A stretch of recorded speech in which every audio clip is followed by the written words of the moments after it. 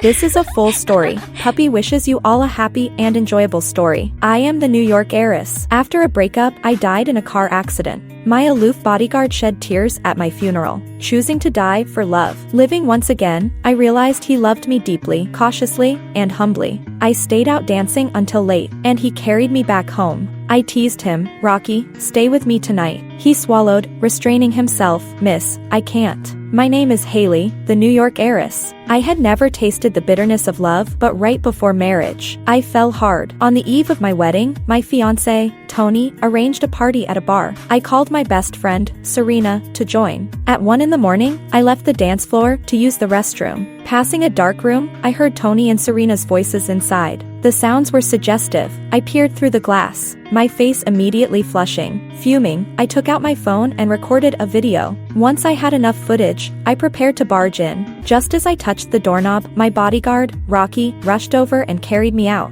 "Rocky, what are you doing?" I pounded his back, catching an unusual scent. People in the bar were fleeing, and out of the corner of my eye, I saw a man in a blue uniform standing in the shadows, a strange smile on his face. Rocky ran swiftly with me. "Miss, there's a gas leak. We need to get out." In no time, we were outside. Rocky tossed me into the Ferrari's passenger seat and sped off. Barely 20 meters away, a loud explosion sounded, and flames engulfed the bar. The bar explosion killed over 30 people. The next day, my grand wedding with Tony, CEO of T Corporation, was cancelled. News of Serena's death shocked the internet. As the only survivor, I became the target of online hate, with comments like, "I heard Serena was invited by her friend to the bar, but when the gas leak happened, the friend escaped without warning her. What kind of friend does that? So heartless. It's like a curse to have such a friend." Turns out the friend is New York heiress Haley, the rich girl. Her. I remember Serena posted a photo with her yesterday, saying she was celebrating her friend's engagement.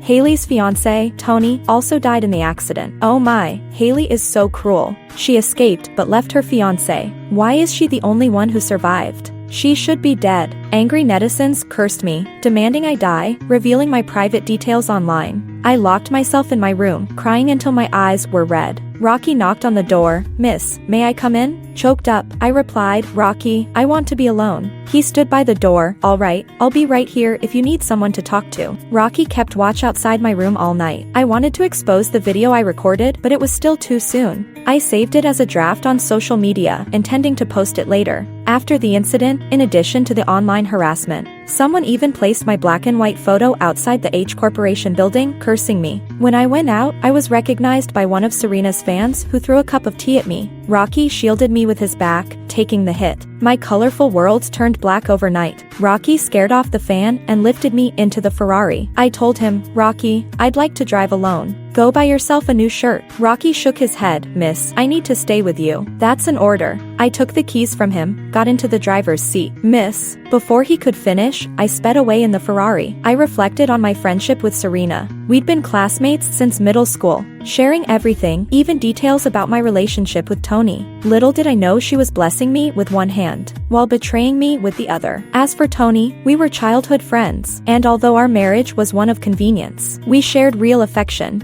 I thought I'd be happy marrying him, only to find him cheating before the wedding. Growing more upset, I drove faster. Approaching a tunnel, I saw a construction sign ahead but couldn't stop in time. Boom. My car flew forward, flames engulfing both the car and me inside. After I died, my soul hovered above. At my funeral, my father fainted from crying, and my grandfather spat blood and collapsed. My mother had passed away years ago, and my father never remarried. My father and grandfather cherished me most. What surprised me the most was Rocky. The 6'3" man knelt in a corner, pounding the ground with bloody fists. Rocky's father had been my father's bodyguard, dying to shield him during an accident. After his death, Rocky was hired as my bodyguard, serving me for 10 years. Under his protection, I never even suffered a scratch. Yet now I was dead from reckless driving, and he was racked with guilt. After the funeral, Rocky drove to my favorite beach. He was tall, handsome, and stoic, rarely showing emotion. He was like a loyal machine behind me, strong and able to hide his feelings. But now, he looked so vulnerable, swaying with the ocean breeze. Heartbroken, with bloodshot eyes, his stoic face betrayed his deep affection. Rockey easily hacked into my social media and posted the video I saved in my drafts. I hadn't realized he had that skill. Once the video was public, the tide turned immediately. The people who cursed and threatened me apologized, and Serena and Tony were disgraced. I thought Rockey would leave after calming down, but instead, he walked into the sea as if prepared to die. "Rockey, what are you doing? Come back," I shouted, but he couldn't hear me. The waves rose to his chest, and as he submerged his head, I heard him murmur, "Haley, Rockey's here to stay with you." The waves rolled in, erasing him from the surface. I felt unbearable pain. "Rockey, how could you be so foolish? My death was my own doing. You were only 26. You hadn't married or even loved, so why this decision? You were just my bodyguard without this job. You could have done anything else. Why choose to die? Why?" Upon opening my eyes again, I returned to the night before my engagement with Tony. There were still 6 months until the bar incident. Tonight, I had reserved a private room in the bar to celebrate Serena wrapping up her new film. Inside, after Serena and I drank too much, she asked, "Haley, why don't you bring your fiancé here, so I can finally meet him? You're getting engaged tomorrow, and I haven't even seen him yet." In my previous life, spurred by Serena's encouragement, I had called Tony over. After the party, Rockey drove me home and I asked Tony to take Serena. If my guess is correct, that was the night he got involved with Serena. "All right, I'll call him over. You keep drinking." I stepped out of the room, took out my phone, and made a call. Leaning against the hallway, I lit a cigarette. Just as I took a puff, Rockey walked over. "Miss, smoke less." In my previous life, every time Rockey advised me to smoke and drink less, I found him annoying. After experiencing death, my mindset changed. I took another drag, then held the cigarette to his lips. Smiling slightly, "Then help me finish it?" "Miss, you know I don't smoke." Rockey took the cigarette from my hand, but he didn't actually smoke it. Indeed, he neither smoked nor drank, and he didn't indulge in any typical vices. "If you're not going to smoke, then I'll just have to finish it myself." I reached to take it back, but he pressed down on my hand and took a deep drag, his face stoic, though his ears turned slightly red. Perhaps he realized that I had already taken a few puffs. I couldn't help but laugh, watching him awkwardly finish the cigarette. "I'll go back to drinking a bit more." I returned to the room and continued drinking and dancing with Serena and our friends. Serena, now drunk, kept asking me, "Haley, isn't your boyfriend coming to get you yet?" I replied, "He should be here soon." Seeing I was drunk, Rockey strode over, picked me up, and carried me out of the bar. "Miss, you can't drink anymore. I'll take you home." This was Rockey's usual move. Almost every time I went to the bar, I'd end up drunk and be carried home by him. He was incredibly strong, carrying me as easily as if I were a toy doll. Rockey put me into the Ferrari and sped off. When we arrived at my villa, he shifted to a Princess Carrie, bringing me to my bedroom and gently placing me on the bed. "Miss, would you like a bath? I'll run the water." I grabbed his hand and pulled him down. He fell into my arms. I leaned close, whispering in his ear, "Rockey, stay with me tonight." Rockey's ears turned visibly red. His posture stiffened, and he swallowed nervously. He held back, saying, "Miss, that's not appropriate." I knew he was moved by my words and actions. It turned out he had always harbored a careful affection for me, which explained why, in my previous life, he chose to die for love. The ocean at night must be so cold. Thinking of how indifferent I had been toward him over the years, I felt my eyes well up. "Rockey, hold me. I'm cold." Panicked, he obediently wrapped me in his arms. I hugged him back, tilting my head up slightly, and lightly traced his throat with my lips. His body trembled, his voice hoarse. "Miss, please, don't do this. I don't have much self-control." I paused and said to him, "Rockey, if you love someone, fight for them. How will you know it's impossible if you don't even try?" Rockey's gaze was filled with inner conflict. With a sigh, he said, "Miss, you're like the moon in the sky, and I am mere dust on the ground. We're worlds apart." I understood. He thought he wasn't worthy of me. My father always valued family status, a perspective both Rockey and I grew up with. If it weren't for the unforeseen events in my past life, even I believed I'd marry someone of similar standing. I murmured, "Even dust can rise to the sky. After all, moonlight shines upon the ground." I saw a spark in Rockey's eyes. It seemed my words had encouraged him, but in an instant that light faded. He probably remembered that tomorrow was my engagement party with Tony. He thought it was too late, but it wasn't too late at all. I whispered, "Go and run the bath for me." "All right." He got up to prepare the bath, The next afternoon was my engagement party with Tony. This time, it was held at his family's 5-star hotel, attended only by both families and close relatives. In my past life, Tony and I confirmed our engagement that day, setting our wedding for 3 months later. As the party began, I stood up and said, "Uncle, Aunt, I'm sorry. I don't want to get engaged with Tony just yet. Marriage is a big step, and I need to think it over carefully." Relatives on both sides froze at my words, and Tony's face changed. "Haley, we grew up together. You know me well, what's there to think over?" Indeed, Tony and I had known each other since childhood. We shared a close bond, matched each other's status, and were seen as a perfect pair. I shouldn't have doubted it. In my previous life, my overconfidence and trust ultimately led to a painful betrayal. My father's face darkened, and he said sternly, "Haley, stop causing trouble. Take back what you just said." I shook my head. "Dad, I'm not joking, and I don't want to take it back."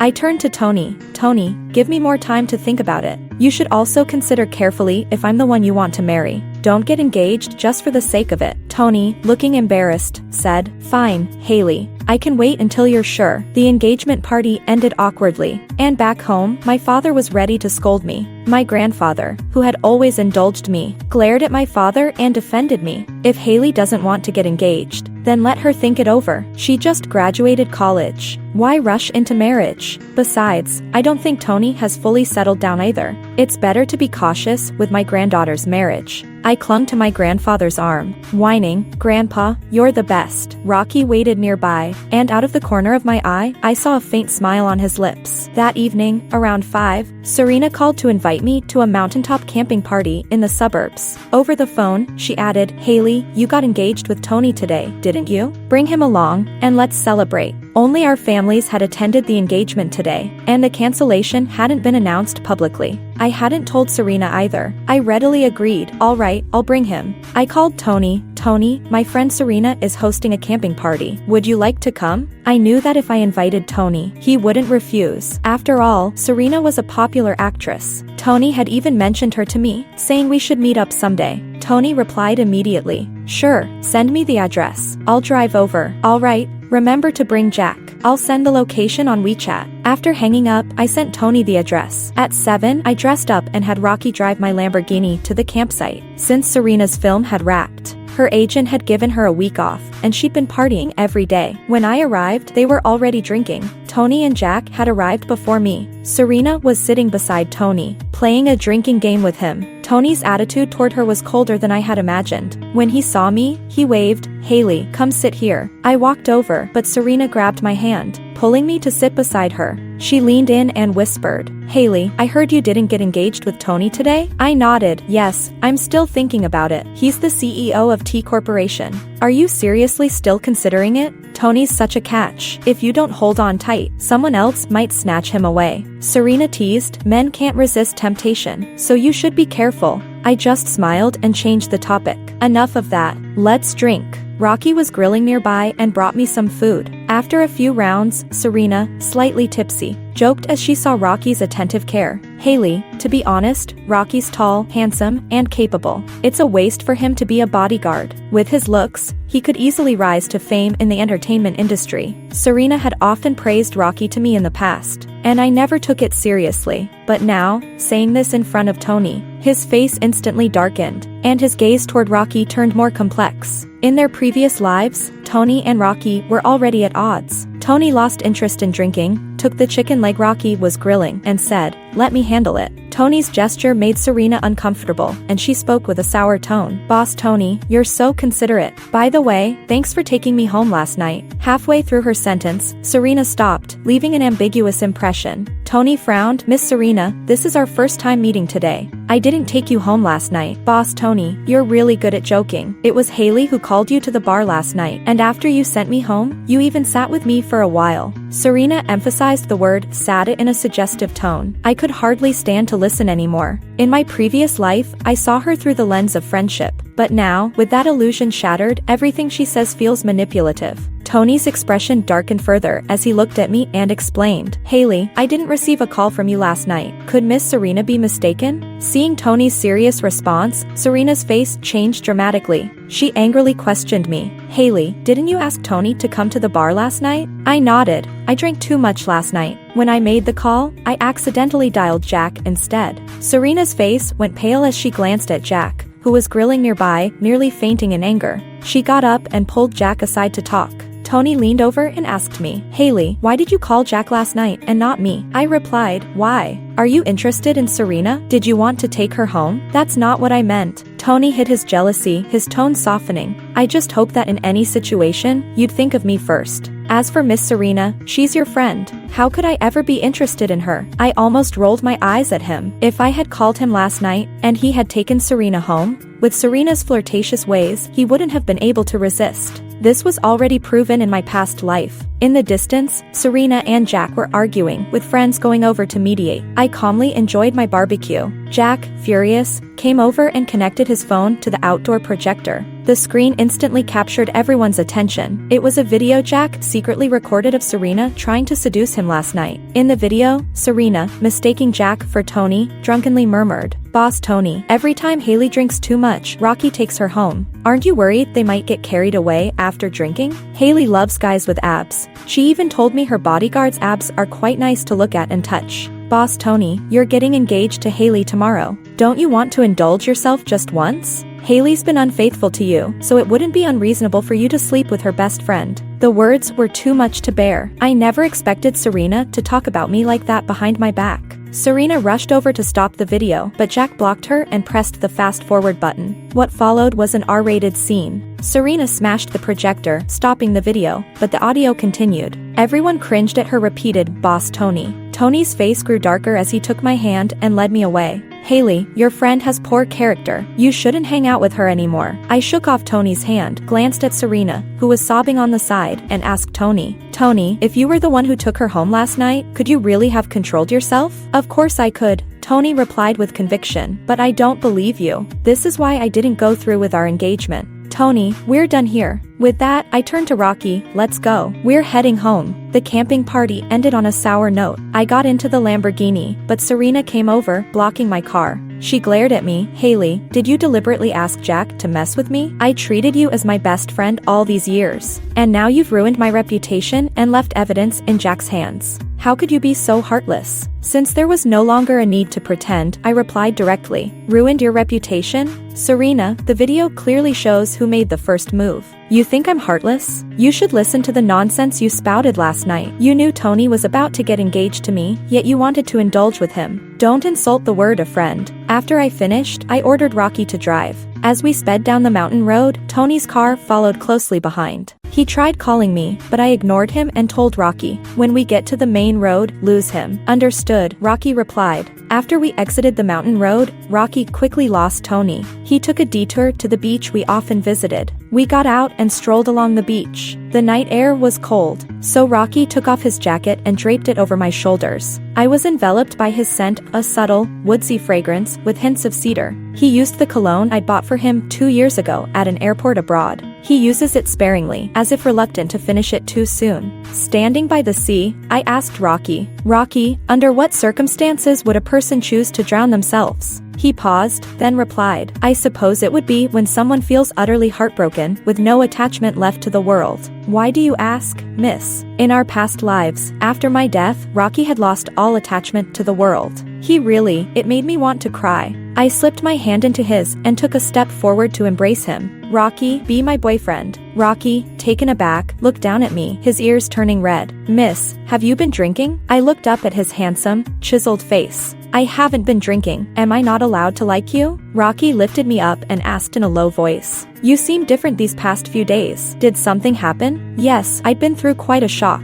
But I couldn't just tell him I'd been reborn. It sounded too unbelievable. It's just, I realized how much you mean to me, and I want to be good to you too. I then stood on tiptoe, planting a light kiss on his cheek. If you like me, Rockey, show me. I felt his arms tighten around me, pulling me closer. In the next moment, his gentle kiss fell upon me, testing the waters. I responded, encouraging him. His kiss grew more passionate. The sea breeze whipped around us as he shielded me from the cold. Little did we know, Tony had caught up and witnessed our kiss from a distance. He took photos of Rocky and me on the beach, embracing. When we headed back, Rocky carried me into the passenger seat, fastening my seatbelt and planting a kiss on my forehead. "Haley, my princess, I will love you with all my life." The next day, my dad called me to his study. He took out a stack of photos, slammed them on the desk, and spoke in a displeased tone. "Haley, what's going on with you and Rocky?" I picked up the photos, and they were clear shots of Rocky and me kissing by the seaside last night, captured from all angles. I had to admit, the photographer did a good job. The atmosphere was perfectly captured, making us look like a matching couple.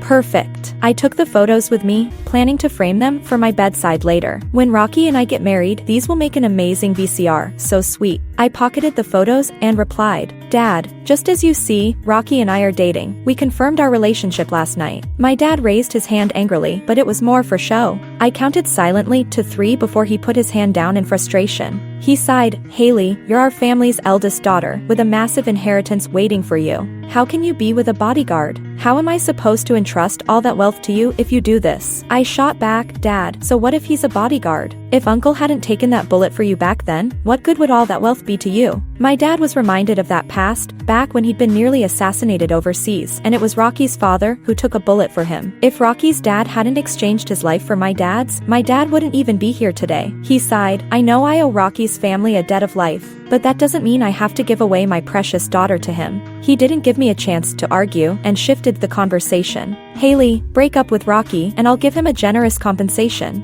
I refused flatly. "Dad, it's the modern age. You can't just throw money around to break up a couple." I'm not agreeing. "So you're trying to give your dad a heart attack, is that it? Haley, you and Tony are a perfect match, a golden couple. Think carefully. Until you make up your mind, I'm freezing your card." He was actually using my card as leverage. "Fine, go ahead," I shrugged. I had my own secret stash anyway. Our conversation ended on a sour note. Seeing that he couldn't sway me, my dad called Rocky into the study. As Rocky went in, I pressed my ear to the door to eavesdrop. "Rocky, your father saved my life. I owe him, yes. But Haley is my only precious daughter, and she has her life ahead of her. You two just aren't suitable." My dad trailed off, but Rocky could hear the implied request to leave me. "Sir, Haley and I truly love each other." Before he could finish, my dad took out a blank check from his drawer and interrupted. "Rocky, love doesn't matter in high society. As long as you leave Haley, you can write any amount on this check."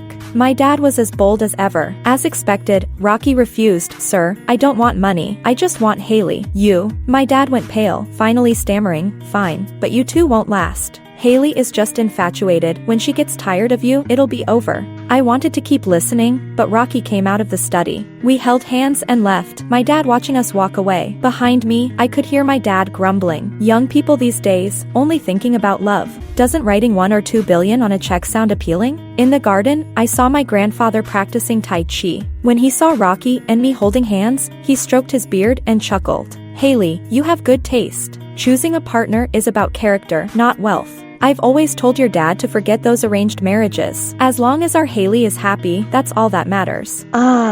Grandpa knows the secret to longevity. He then turned to Rocky with a smile. "Rocky, take good care of Haley, and when you marry, Grandpa will prepare a big red envelope for you." Surprised, Rocky earnestly assured my grandfather he would cherish me. Back in Rocky's room, I asked him, "Rocky, doesn't writing 1 or 2 billion on that check sound appealing?" He wrapped his arms around me, nuzzling my cheek. "Not as appealing as you," I teased. "And what if I get tired of you and decide to kick you out? Wouldn't you be missing out on a couple billion?" Rocky replied seriously, "I'll work hard to make sure you never get tired of me. And I'll work hard to take care of you." I continued our future planning, equally serious. "So, how do you plan to support me?" "Hold on," Rocky said, then pulled a card from his drawer and placed it in my palm. "Your dad said he's freezing your card, right? I have over 20 million here for you. Spend as much as you need. I'll earn more if necessary. The password is your birthday." I looked at him in disbelief. "Where did you get over 20 million? "Being your bodyguard is my main job, but I have side gigs too," he said calmly. "Actually, I'm also a hacker, and there are lots of ways to make money."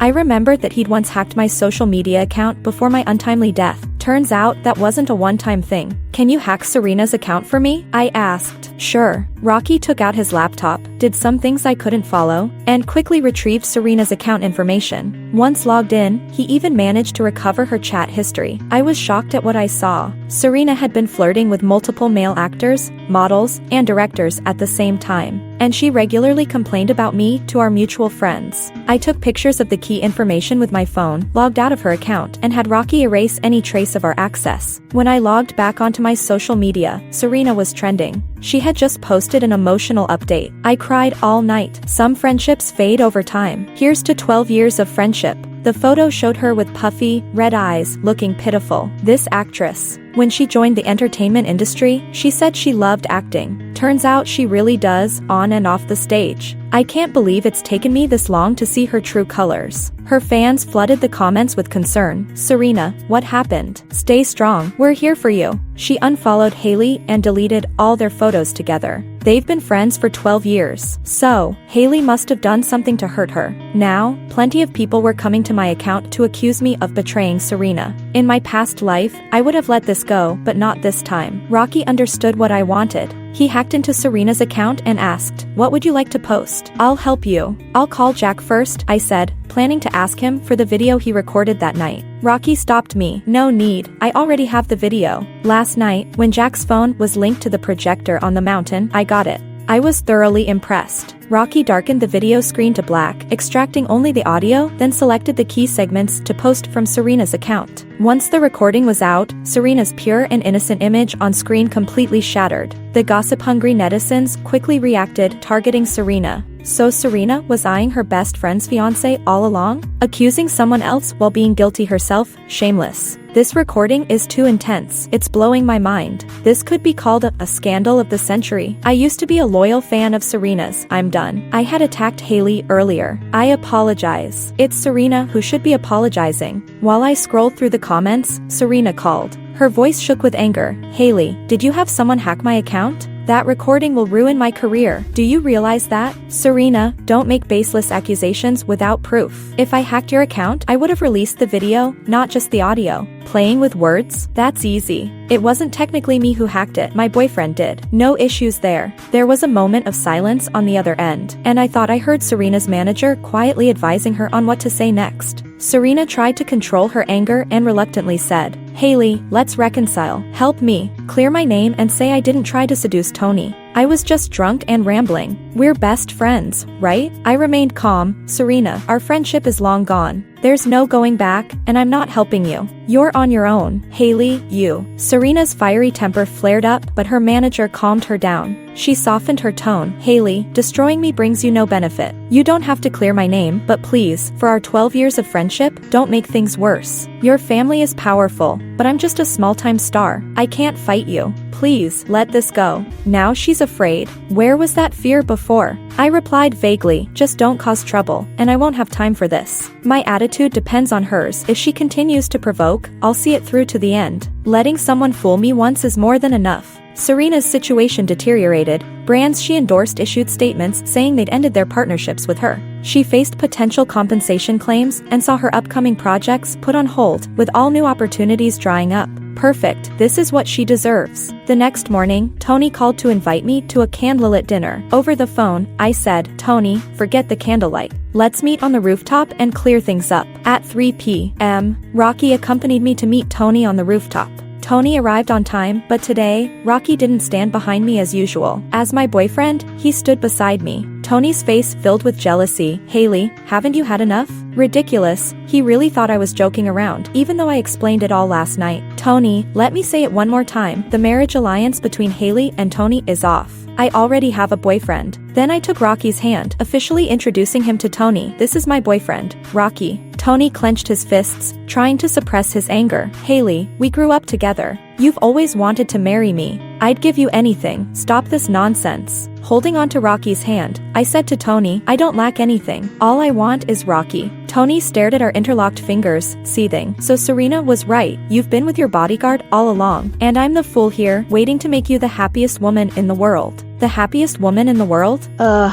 "Spare me." Rockey stepped up, grabbing Tony by the collar. Being 8 centimeters taller, he exuded a natural dominance. Tony, Haley and I only started dating at the beach 2 nights ago. You claim to want to marry Haley, yet secretly, you've been seeing others. Do you really think you'd make her the happiest woman? Tony, never having been treated like this, threw a punch at Rockey. Rockey caught his wrist with ease, subduing him instantly. 2 of Tony's bodyguards rushed forward, and Tony ordered, "Teach him a lesson." Yes. The 2 clenched their fists, ready to teach Rockey a lesson. Rockey let go of Tony, turning to face the 2 bodyguards. Though they were well-trained, in front of Rockey, they crumbled like tofu, barely putting up a fight. This didn't surprise me. Rockey has never lost a fight. In fact, he's a 6-time champion in international boxing tournaments, dubbed the world's hardest punch by foreign media. After Rockey dealt with Tony's 2 bodyguards, he turned his gaze to Tony. Terrified, Tony threw out threats while backing away strategically. Rockey, so what if you're strong? You're just Haley's family's dog. Her father would never let her marry you. We'll see. Tony left the rooftop with his bruised bodyguards. I clapped, "Rockey, you're amazing." He took my hand and pulled me into his embrace, saying, "Haley, I don't want to be your bodyguard anymore. I want to be your husband. From tomorrow,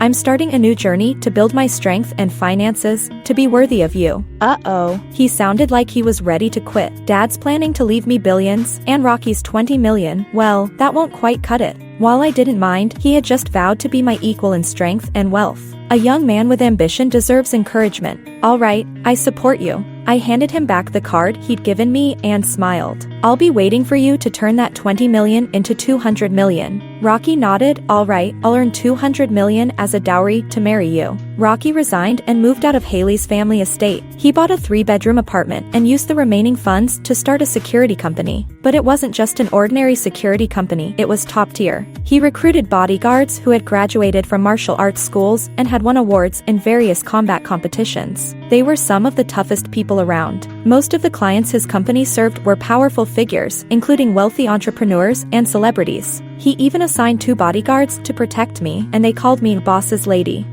I kind of liked the sound of that. Soon after, a major incident took the internet by storm. A prominent figure that Rockey's company was protecting encountered an assassination attempt during a public visit. The security team reacted with remarkable speed, preventing a tragedy from unfolding. The 20-person team had been hired just for this single event. Not only did this prominent figure reward Rockey and the bodyguards generously, but they also ordered 6 long-term bodyguards from Rockey's company. The prominent figure's associates also started reaching out, seeking collaboration with Rockey. Rockey's company gained a glowing reputation, and more high-profile clients began hiring his guards. These connections were invaluable, beyond any monetary value, and from then on, anyone who heard Rockey's name would show him a certain level of respect. My father looked at Rockey differently after seeing the news, murmuring to himself, "Rockey has been guarding our family all these years. Maybe his talents have been underutilized." One weekend at a family gathering, my father approached me and said, "Haley, if Rockey isn't busy, invite him to join us."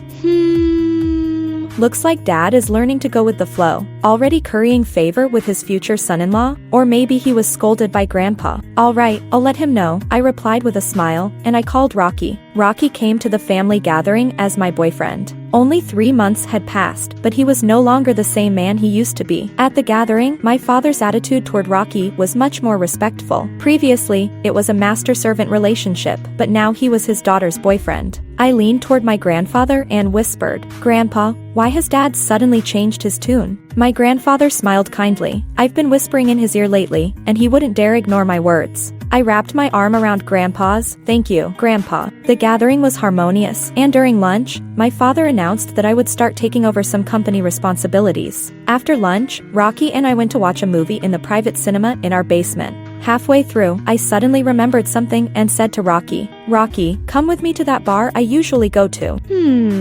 Feeling like drinking in broad daylight? Rockey said teasingly as he reached for his coat and took my hand. "No, not drinking. I had a dream last night." The dream part was a lie. Tonight was the night the bar was supposed to have a gas leak, and I had to prevent the tragedy. I never got engaged to Tony, so the story had changed, but if there was still a gas leak, innocent people would be affected. What kind of dream? Rockey asked as we walked. I improvised. I dreamed that the bar I go to caught fire, and many people died. I suddenly felt uneasy, like a bad omen. "Let's go check it out." "All right," Rockey nodded. On the drive to the bar, he told me, "The owner of that bar hired a bodyguard from my company a few days ago." "Good, it'll be easier if we have someone there," I nodded. The bar was closed during the day, but staff were cleaning, checking equipment, and preparing supplies. When we arrived, Rockey called the bar owner. 10 minutes later, the owner, Mr. Zhang, arrived with the bodyguard. He was very courteous to Rockey, asking what the matter was. Rockey explained that he was bringing an important friend there tonight and wanted to ensure the bar's safety. The owner immediately instructed the staff to check the equipment while Rockey personally inspected the gas system. After finishing, he quietly told me, "I checked thoroughly. There's nothing wrong with the gas system." I was puzzled, checking my phone to confirm the date. It was indeed the same day that the bar accident happened in the previous life. What could be different? Mr. Zhang asked with a big smile. "Mr. Rockey, what time will you and your important friend be arriving tonight? I'll reserve the largest VIP room for you." 9 o'clock, Rockey replied. Mr. Zhang immediately passed down the order to reserve the largest room. Feeling unsettled, I wandered to the kitchen and noticed a man in a blue uniform, checking the utilities. His clothes looked strangely familiar. When I stepped out, I asked Mr. Zhang, "Mr. Zhang, who's that man in the blue uniform working in the kitchen?" "He's our maintenance guy, handles daily checks on the water, electricity, and gas," Mr. Zhang replied. "Oh, I was just curious," I replied, trying to recall any details from before the accident. Mr. Zhang escorted Rockey and me to the door. On the drive back, I was still lost in thought. Rockey brought me back, asking, "Haley, are you still thinking about your dream? Maybe it was the opposite?"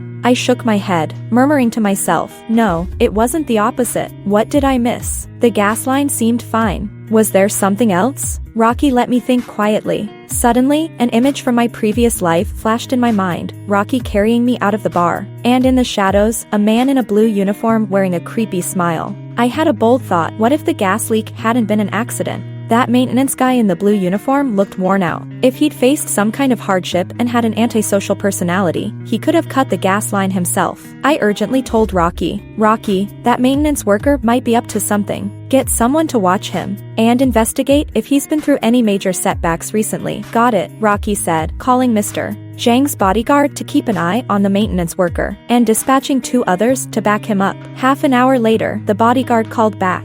"Boss, the maintenance guy's name is Zhang Rong. His wife ran off with another man 2 weeks ago, and he's in serious debt from gambling. Debt collectors have been showing up at his door." Hearing that on speakerphone, I knew I was right. The accident at the bar in the previous life was caused by the maintenance worker. He couldn't handle his life falling apart and took innocent people down with him. I asked Rockey, "Can we detain him for now?" Rockey guessed what I was worried about and explained. "Without evidence, detaining him now might tip him off.